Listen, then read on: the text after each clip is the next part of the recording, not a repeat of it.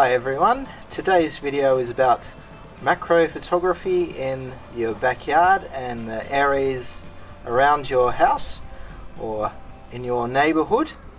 And we've got this wall here that absorbs a lot of heat during the day, and during the later part of the day when everything cools down, some spiders come out onto this wall to absorb the energy from the bricks. So I'm going to try and get some macro shots of these spiders. Let's give it a go. Okay, so the wall is a bit of a flat plane, and because I'm so close to them, I'm going to use a small aperture of 7.1 to f.8. Because they're flat or perpendicular to my lens, most of their body should be in focus.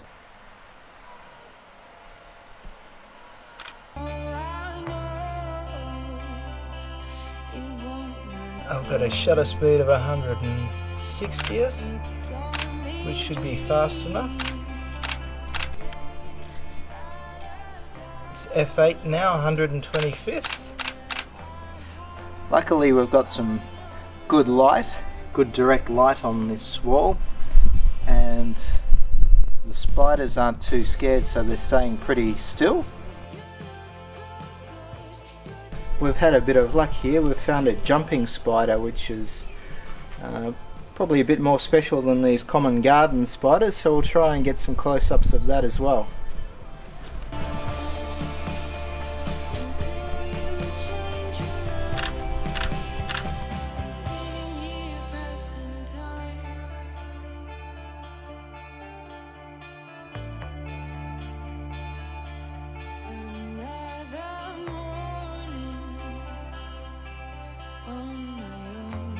So we've got some insect hotels here hanging on our fence in a sunny place, and spring is the time when the bees start coming in and laying their eggs. And what they do is they lay their eggs in these little hollow pieces of bamboo, and once they've laid their eggs, they seal it up with a kind of wax paste, and then they leave it for a season, and then the eggs hatch and baby bees come out, and then the adult bees come back and go into those tubes and lay their eggs again. Just a little note, it doesn't cost a lot of money to do macro photography. Several years ago I ordered this set of 3 extension tubes, and basically they're just round metal cylinders. There's no electronics on these ones. Cost me 15 euros on Amazon. Basically they're just 3 metal tubes. There's no electronics, they're just dumb pieces of metal. And before I had my Sigma 17 to 50 semi-macro, I would put these on my 28mm or my 50mm Nifty 50, and they did a really good job. Because there's no electronics, of course I had to do everything in manual. So yeah, macro photography doesn't have to be expensive. You can order a cheap set of these for 15 euros, or one set where you can use autofocus with the electronics on it for like 30 or 40 euros.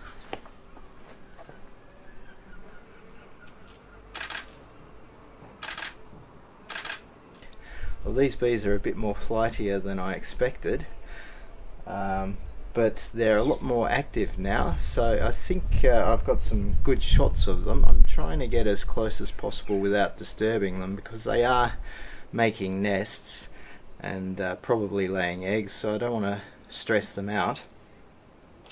Settings I have for my camera, because the bees are moving so quickly, I want to keep the ISO pretty low. So my ISO was 160. I've got my camera set up on manual mode. I've got a shutter speed of 1,000th of a second, which is probably a bit too slow for these bees, so I'm going to bump that up for the next round of shots that I make. I've got my aperture on 4.5.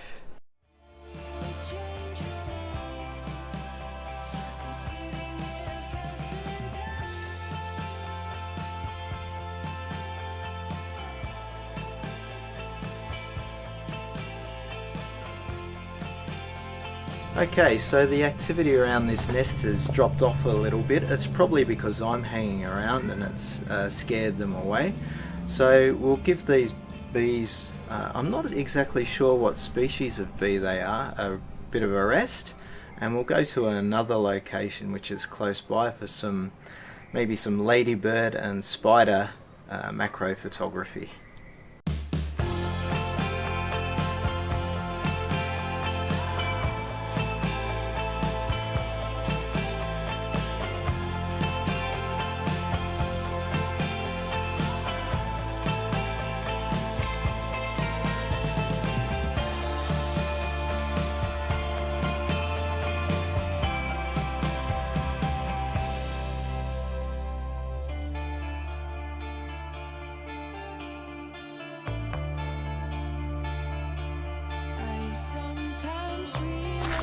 So I've come to this close by park, and it's a great spot because on one side there's a big wide open space and hardly any trees, which allows a lot of light in, a lot of direct sunlight in, and it warms up the bank.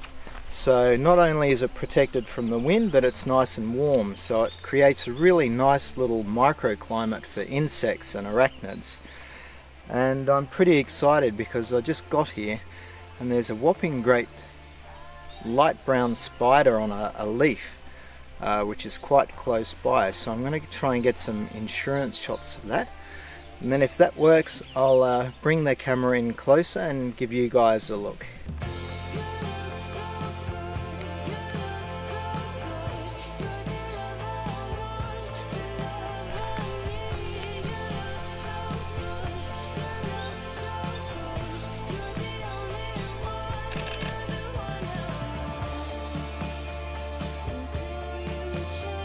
Because I've got my insurance shots now, it's just time to enjoy this moment. I'm not sure what kind of spider it is, probably some kind of garden spider. It's bigger than average, which is a bit creepy, especially when you get so close to it, because I don't feel comfortable near spiders for some reason. So yeah, let's just enjoy this now and try and get some creative shots.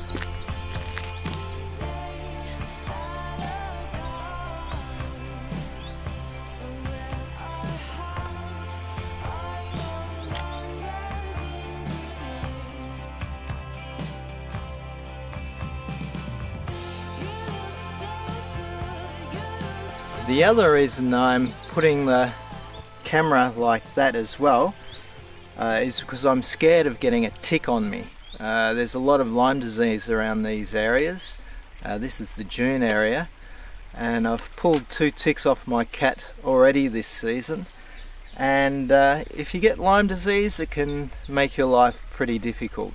So I'm mindful of what parts of my body are getting close to the grass or the leaves, and I'm going to check myself over pretty well when I get home. Another thing is I was using my live view screen so I could get lower without actually putting my body low to the ground, which is another method of keeping away from the ticks but getting a different perspective.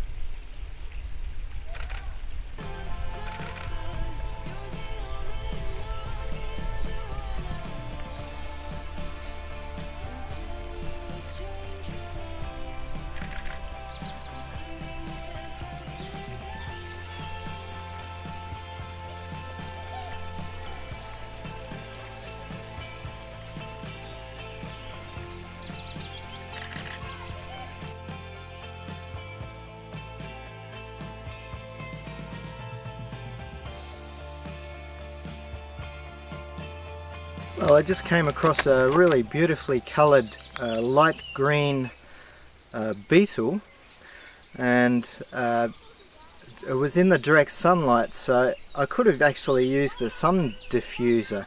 So I'm going to have to reduce the highlights in Lightroom for that one. But I got some nice profile shots of it, and also some shots from it head on. I'm not going to do focus stacking today because I'm not really a macro photographer by trade. I'm a stock photographer. So the beauty of getting an insect or an arachnid or a small critter side on, if you're using a narrow enough f-stop aperture, then chances are a lot of that insect will be in focus. So that's good enough for me today. But that was great. I saw some other things like a ladybird and some other things, which was nice. So we'll just keep going.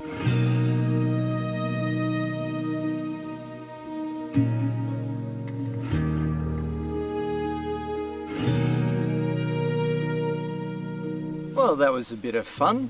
That last shot was a surprisingly nice shot of that spider, and it seemed like everything came together, except maybe the angle wasn't as good as I wanted. It wasn't absolutely perfect. I couldn't get as close as I wanted because the leaf was hanging over the spider a bit, and when I tried to go from the left, the shadow of my lens was getting on the spider a bit. But apart from that, I got some decent shots of it.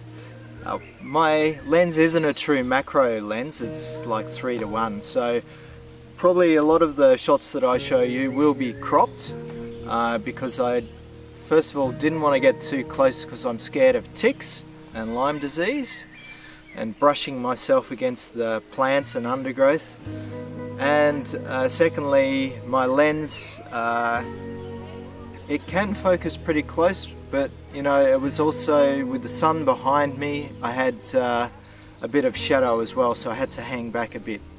So those shots will be cropped.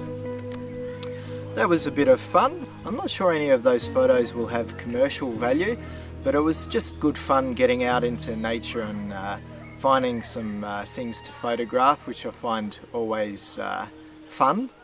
And the shots that I took of the bees in the backyard, I bought a couple of insect hotels and just hung them up on my fence where I thought it was nice and warm for the bees or the wasps to build their hives.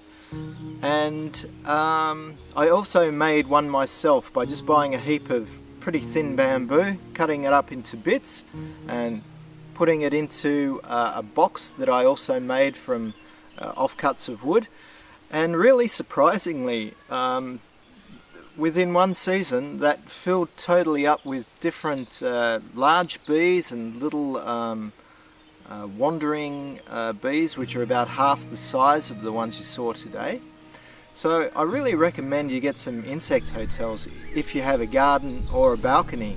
I mean, they fill up. It's obviously the bees or the wasps really need somewhere to lay their eggs and reproduce.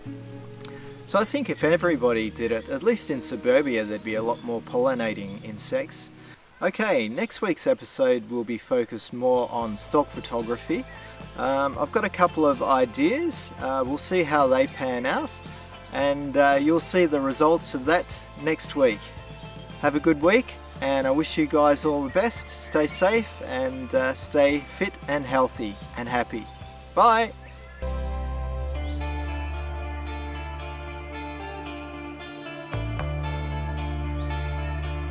I sometimes dream